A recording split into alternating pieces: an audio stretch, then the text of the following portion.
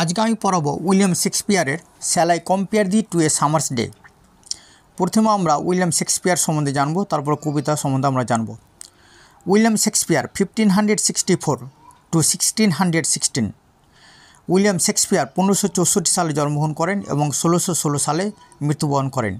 Was a famous English poet, একজন বিখ্যাত ইংরেজি কবি অ্যান্ড ড্রামাটিস্ট এবং নাট্যকার ইন দ্য 16th century, 1600 শতকে।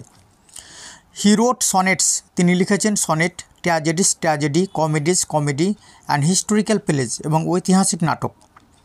সাম of his noted works are, তার বিখ্যাত কাজগুলি হলো Macbeth, Midsummer Night's Dream, Venus and Adonis. এখানে শেক্সপিয়ার সম্বন্ধে খুব কম আলোচনা আছে, আমি আরেকটু শেক্সপিয়ার সম্বন্ধে বলি। শেক্সপিয়ারকে বার্ড অফ অ্যাভন বলা হয় এবং তাকে ইংল্যান্ডের জাতীয় কবিও বলা হয়। তিনি স্ট্র্যাটফোর্ড আপনের অ্যাভন বাড়িতে 1564 সালে জন্মগ্রহণ করেন। তার বাবা ছিলেন একজন ব্যবসায়ী, তার বাবার নাম ছিল জন শেক্সপিয়ার, আর তার মা মেরি আডন ছিলেন একজন কৃষক রবার্ট আডনের অন্যতম কন্যা। জানা যায় তিনি স্ট্র্যাটফোর্ড গ্রামার স্কুলে ভালোভাবে শিক্ষাপ্রাপ্ত হয়েছিলেন। 18 বছর বয়সে শেক্সপিয়ার তার 7 বছরের বড় অ্যানে হ্যাথওয়েকে বিয়ে করেছিলেন। এই হলো শেক্সপিয়ার সম্বন্ধে।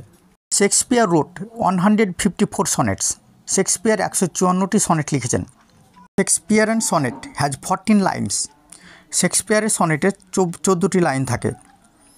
Ending in a rhyme couplet, যেটার অন্তমিল 2 লাইন অর্থাৎ শেষ দ্বিপাদিকা অন্তমিলযুক্ত হয়। In this poem, Shakespeare inquires into the theme of the destruction brought by time and eternal quality of art which transcends the ravage of time. এই কবিতায় Shakespeare সময়ের দ্বারা অন্য ধ্বংসের থিম এবং শিল্পের চিরন্তন গুণের বিষয়ে অনুসন্ধান করেছেন, যা সময়ের ধ্বংসকে অতিক্রম করে। একটু সনেট সম্বন্ধে বলি। সনেট 2 রকমের হয়, একটা পেট্রার্কান সনেট এবং আরেকটা হচ্ছে শেক্সপিয়ারের সনেট। শেক্সপিয়ারের সনেট যেটি, সেটি 14 লাইন, আর পেট্রার্কান সনেটও 14 লাইন। কিন্তু এখানে একটু পার্থক্য আছে। শেক্সপিয়ার লিখেছিলেন 4 লাইন করে 3টি কোয়ার্টেন, 3 4 12, আর 2 লাইন হচ্ছে শেষে 2 লাইন কাপলেটের অর্থাৎ দ্বিপাদিকা অন্তমিলযুক্ত 2 লাইন। আর এমনি পেট্রার্কান সনেটে কী থাকে, সেটা হচ্ছে 8 লাইন এবং 6 লাইন অর্থাৎ অক্টেভ আর সেস্টেট, এই দুটো স্তবকে 14 লাইন হয়।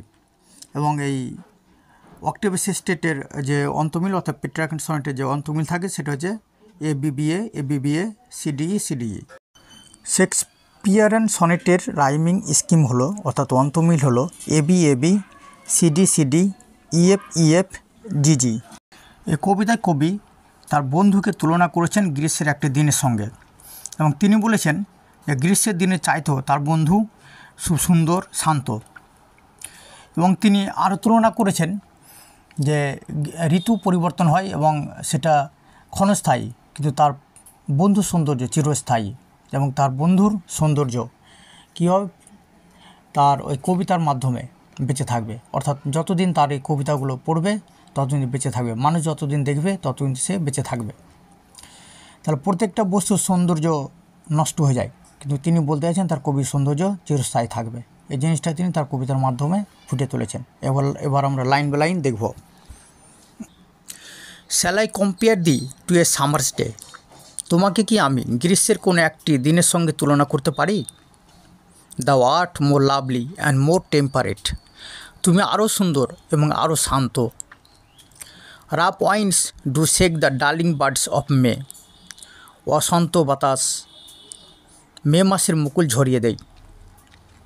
And summer's lease hath all too short a date, আর গ্রীষ্মের সময়কাল খুবই অল্প।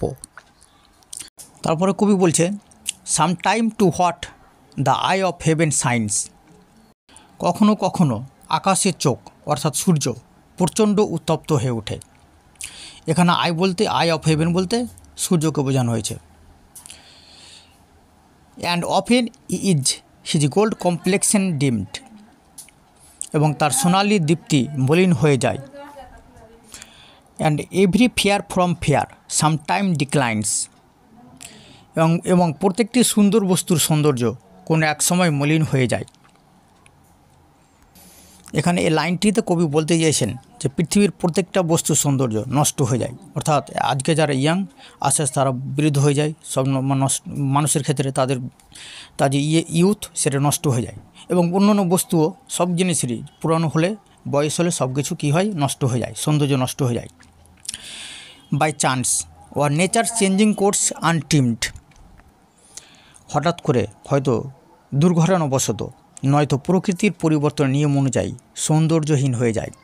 অর্থাৎ প্রত্যেকটা বস্তুর সৌন্দর্য সেটা হঠাৎ করে হয় অর্থাৎ দুর্ঘটনাবশত বা প্রকৃতির পরিবর্তন নিয়ম অনুযায়ী হয়, অর্থাৎ একটার পর একটা ঋতু পরিবর্তন হয়।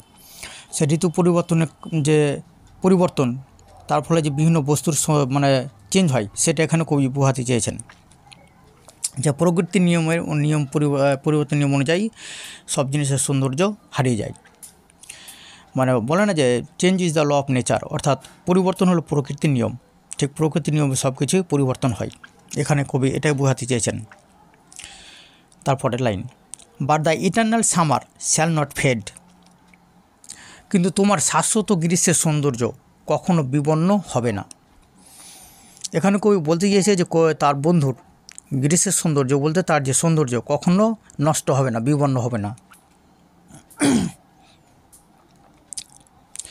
Now lodge position of that fear thou wast, যে সৌন্দর্য তোমার কাছে তা কখনো হারাবে না। Nor shall death brag thou want rest in its shade, মৃত্যুও গর্ব করে বলতে পারবে না যে তুমি তার ছায়ায় বিচরণ করো। When in eternal lines to time thou growest, তুমি আমার চিরন্তন লাইনে পঙ্ক্তিতে বেঁচে থাকবে।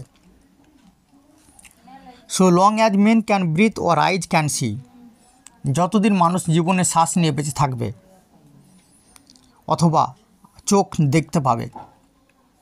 So long lives this and this gives life to thee, ততদিন এই কবিতা বেঁচে থাকবে এবং এই কবিতা তোমাকেও বাঁচিয়ে রাখবে।